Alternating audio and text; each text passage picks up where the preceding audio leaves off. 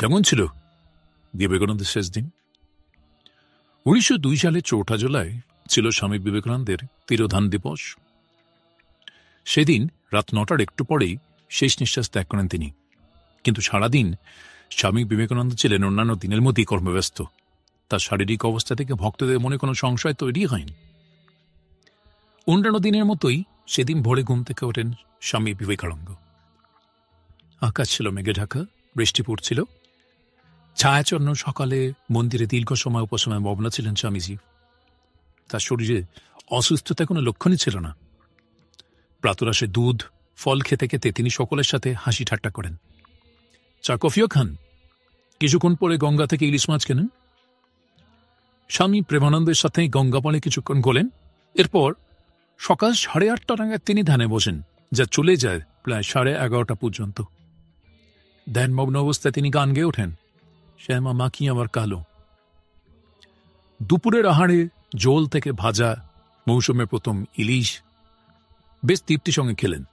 রসিকতা করে বললেন, একাদশী করে খিদেটা খুব বেড়েছে, ঘটিপাটিগুলো ছেড়েছি কষ্টে। দুপুর 12:30 নাগাদ তিনি বিশ্রাম নিতে যান এবং অল্প সময়ের মধ্যে জেগে ওঠেন। তখন তিনি প্রথম সামান্য অসুস্থতার কথা জানান। বলেন তার মাথাটা ব্যথা করছে। কিন্তু কিছুক্ষণ পরে তিনি লাইব্রেরিতে ফিরেই সাধু ব্রহ্মচারীদের ব্যাকরণ পড়াতে শুরু করেন। এরপর তাকে কিছুটা ক্লান্ত দেখাচ্ছিল। বিকেলে 1 কাপ গরম দুধ পান করে স্বামী কৃপানন্দের সাথে বেলুর বাজার পর্যন্ত হেঁটে আসেন। অন্যান্য দিনের তুলনায় অনেক বেশি হাঁটলেন সেদিন, প্রায় 2 মাইল। মঠে ফিরে বিকেল 5টা নাগাদ বিবেকানন্দ বলেন, আজ শরীরটা খুব ভালো আছে। কে জানত তার পার্থিব জীবন আর মাত্র কয়েক মুহূর্তের অপেক্ষা। প্রায় 7:45 নাগাদ নিজের ঘরে শিষ্যদের বলেন, গরম লাগছে, জানালা খুলে দাও। তিনি মেঝেতে পাতা বিছানায় শুয়ে পড়েন। রাত 9টা নাগাদ চিত অবস্থা থেকে বাঁদিকে ফেরার সময় ডান হাতটা সামান্য কেঁপে ওঠে। কপালে বিন্দু বিন্দু ঘাম দেখা যায়। শিশুর মতো কেঁদে ওঠেন।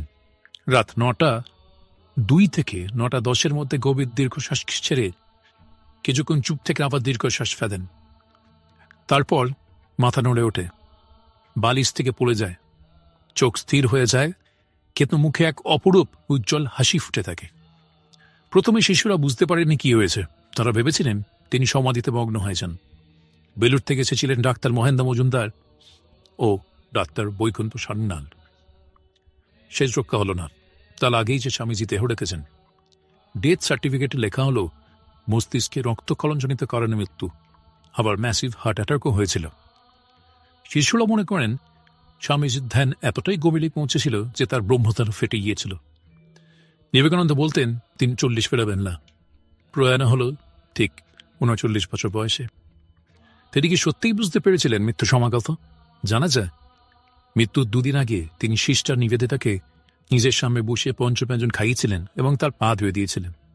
নিবেদিতা অবাক হয়ে কারণ জিজ্ঞাসা করলে বিবেকানন্দ যিশুর কথা স্মরণ করিয়ে দেন, তিনি শিশুদের সঙ্গে এমনটাই নাকি করেছিলেন। নিবেদিতা বলেন, সে তো লাস্ট সাপারের সময়। উত্তরে বিবেকানন্দ হেসে বলেন, সিলি গার্ল। 2 দিন পর নিবেদিতা স্বামীজির কথার ইঙ্গিত বুঝতে পারেন। এভাবেই সবাইকে অবাক করে অকালে বিদায় নেন বাংলার অন্যতম শ্রেষ্ঠ মনীষী।